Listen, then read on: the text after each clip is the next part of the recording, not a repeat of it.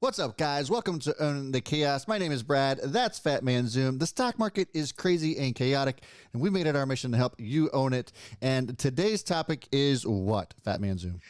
Yeah, so for today's video, we polled the Chaos crew, and they have spoken with over 40% of the votes. Top stocks under $25. Surprise, surprise, people want bargain stocks again.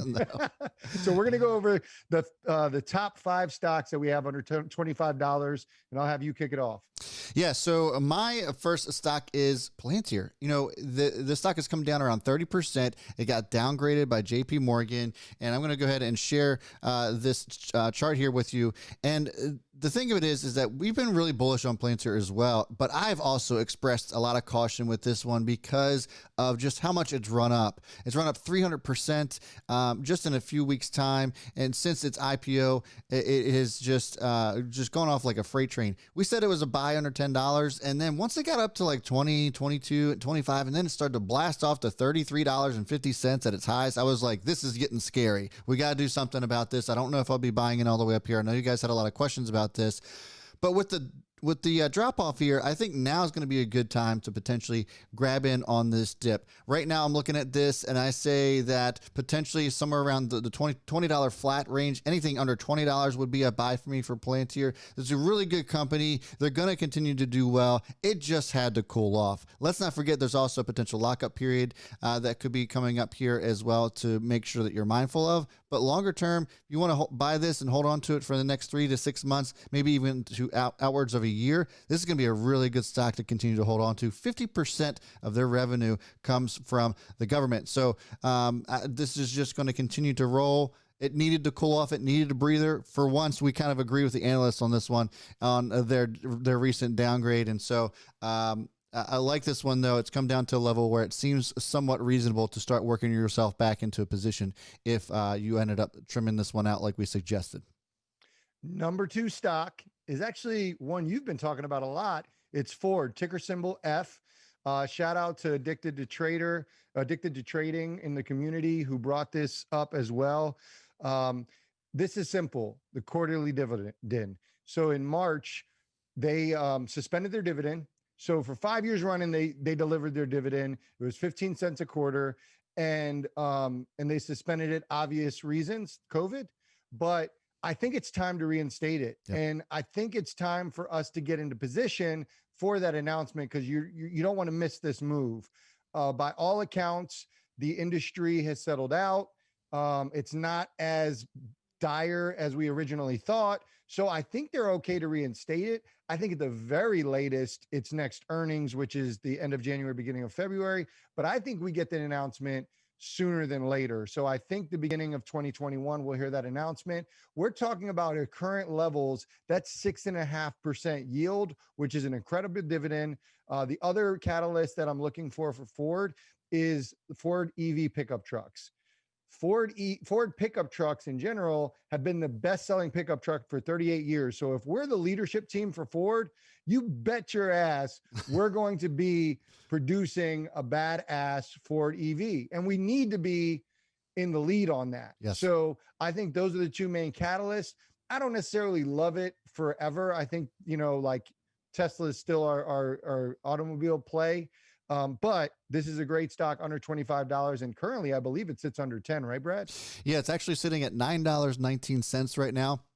And to your point, I don't know if Ford actually ended up realizing there's no way they could have realized this, right? But they've actually been doing better since the Rona, because people have been moving out of the cities into the burbs. We've already seen that real estate has been going crazy. And if you're moving out into the burbs, you need a vehicle now, especially if you weren't relying on a vehicle living into the city, or if you were depending on mass transit. Now you need a vehicle. So we've seen some huge moves on this. I'm actually surprised we haven't seen a dividend get reinstated sooner on Ford, but it's definitely coming. It has to. And you're right about the electric vehicle side of things as well. Looking at the chart, really solid support here at $9 flat. So it comes down here and retests this area, which is pretty darn close to doing. I think that's a good area of opportunity there. Also, if it can't hold that support, then look for this to maybe come back down to around 860, 870. And then to the bullish side, if this ends up breaking up over 935, 940. We should see a nice continuation here and maybe retest those highs at 956. So really good buy here for me, in my opinion. I think at this point in time, just grab a starter and then work your way in from there. But Ford's definitely going to be one that you might want to hold on to for those two catalysts for sure. For me, the next one that I have on this list is Rite Aid. We just got news today on a distribution of the AstraZeneca, or not AstraZeneca, sorry, the BioNTech and Pfizer vaccine in Europe, UK specifically, and Rite Aid, CVS, GoodRx, all these other ones have gotten beaten down because of the Amazon pharmacy news, and they really haven't recovered a whole lot since then. Now, they're going off like a rocket, and it's not too late. I know that it may seem as if you don't want to give into that FOMO, and it may make some sense. So, after its strong move today, maybe hold off on a little bit of a pullback. You could justify a pullback down to $13.23 as it's trading at $14.35.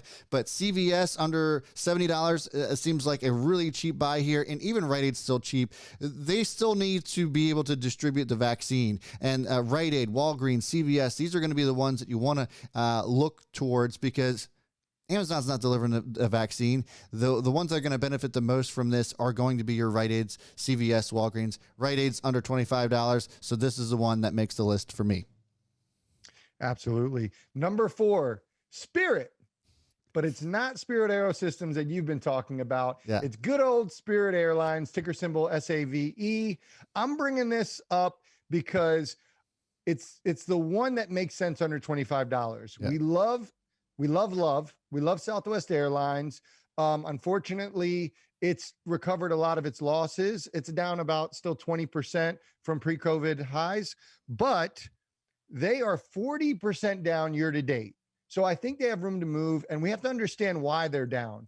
The major reason they're down is because they're based in Florida, which is pretty much ground zero for this COVID. So I think that the worst is behind us, especially in Florida. And so I think it's time to get into Spirit. If you're looking for a lower cost, we talked offline.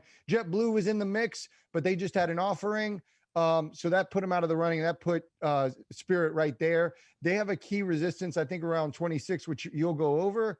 But if they can break that, I think it's off the races to Spirit. I think it's a good move. It's a low-cost airline, but they're fiscally efficient.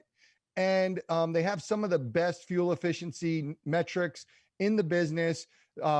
Internationally, people don't talk about their exposure internationally. They just reopened at the beginning of November to travel the routes to Peru. They just announced on November 20th, Colombia routes. So even international exposure, there's some huge upside beyond just domestic travel. I like this as we reopen, especially with 40% room to run. But let me caution people, with airlines, we have to be careful. Doesn't mean there can't be an offering. There doesn't mean there can't be a news that affects this, but this is high risk. However, there is high reward on this one, Brad. Definitely high reward too. And we've talked about this too as well, just before we went online here, about demand coming back. We've talked a lot about how demand for oil is not going to come back to where it was pre-COVID. And I think there's a case that could be made that perhaps the airliners don't come back just as much as they did before, because business travel might actually be impacted longer term and maybe even forever, especially with the, widely accepted remote work and how we've been huge proponents of that, the fact that it's just not going away. It's here to stay. So if it's here to stay, that means that there's less need to actually travel. So there's definitely those risks there. But with Spirit Airlines, the fact that they've been fiscally responsible with everything that they're trying to do, all things considered, that this is going to be a really good one. I like the fact that you brought up $26 a share. That's what I'm seeing here as well. And I think that this could be a good one from the airliner standpoint. If you're looking for another one to get into, Save's going to be a good stock to take a look at. The last one for me,